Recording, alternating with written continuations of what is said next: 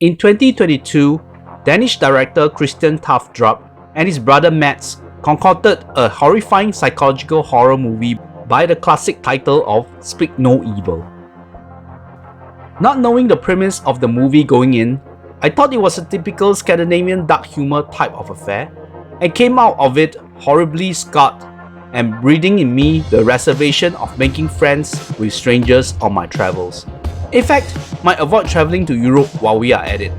In classic Hollywood fashion, the big film studios could not let up the opportunity to remake a solid movie made elsewhere in the world when there isn't a demand for it. Some film critics and movie reviewers felt that the American movie-going audience did not have the propensity to read subtitles for foreign films, but I felt it was the chronic lack of creativity in the studio system these days, as we had seen a lot of unnecessary remakes, sequels, and prequels. While there were examples like The Departed and Let Me In doing the original material justice, there were countless remakes that were just intellectual bankrupts. Less than 2 years since the release of Speak No Evil, Blumhouse Productions secured the rights for the Hollywood remake with British director James Watkins on the directing helm. The first half of the remake is a direct replica of the Danish original, down to some characters' names and the chance encounter of the two families when vacationing in Tuscany, Italy. This time round, it was an American family who had relocated to London, meeting a British couple with their mute son instead of the Danish and Dutch combination. I could not truly remember the backstory of the victimized Dutch couple in the original, but I like how director Watkins bathed in the family dynamics between the American couple, who worked into some decisions and excuses mentioned later in the movie. As the American family consisting of father Ben, mother Louise, and daughter Agnes, making a long drive to southwest county of Devon, where the only road into the cottage owned by the British couple of Paddy and Sierra, as well as their son Ant, being labelled creepy was an understatement.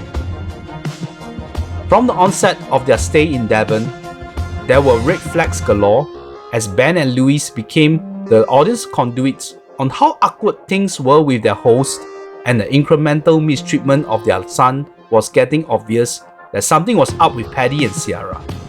For our viewers who had not been acquainted with the original movie, on preface, it felt like a cultural shock for a straight-laced couple with a more liberated couple, which was like a World Collide style comedy. But in Speak No Evil, it was an elevation of awkwardness felt by Ben and Louise. The scariest part for viewers who were parents was the children had been used as collaterals, and a lot of plot elements involved children's being harmed and the tough decisions being made because of things that happened to the kids.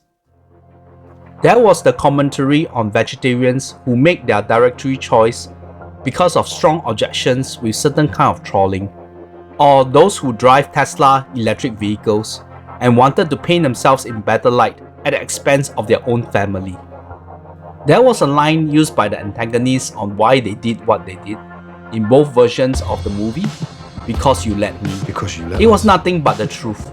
Director James Watkins, who gained fame with 2008's Eden Lake with Michael Fassbender and Kelly Riley, and 2012's The Woman in Black with Daniel Radcliffe, followed the spine of the story from the source.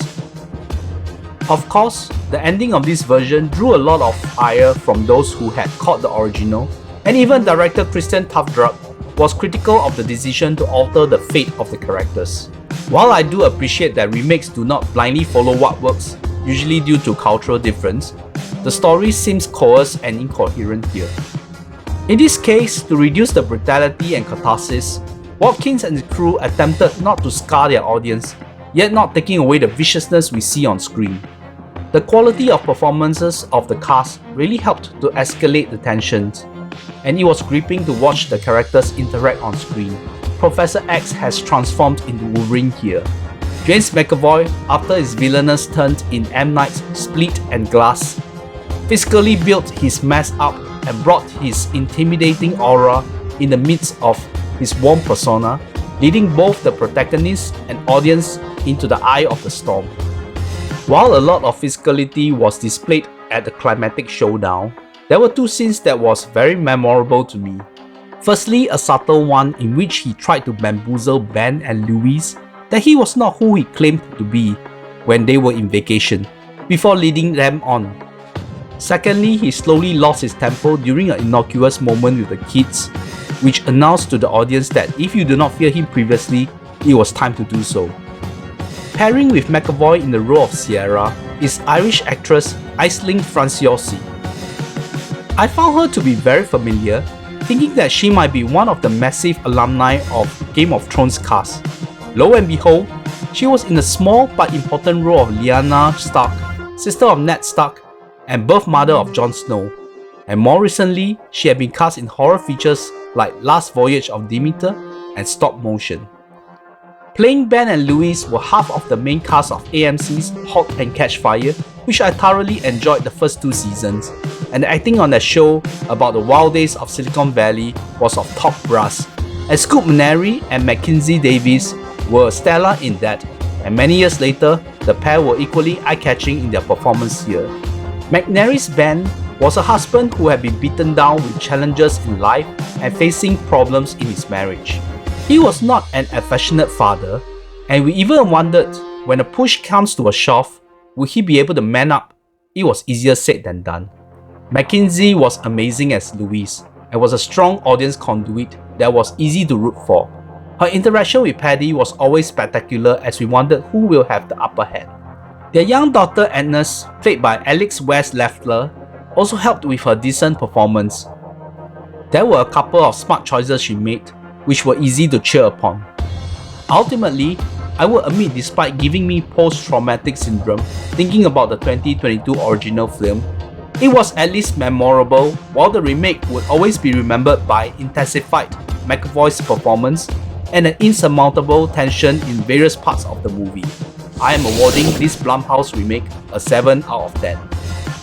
As much as I'm heartened with the slow and steady subscription rate of my channel, I felt that the spread through liking and sharing of my hard work would bring more encouragement. My previous review was on Jon Su's Detention from 2019, which I hope fans of Asian horror would have enjoyed. For now, I don't think I will talk to anyone on my upcoming travels anywhere. I do not want to be victimized and put my family, especially my kids, in peril. Thank you movie for showing me the evil of this world.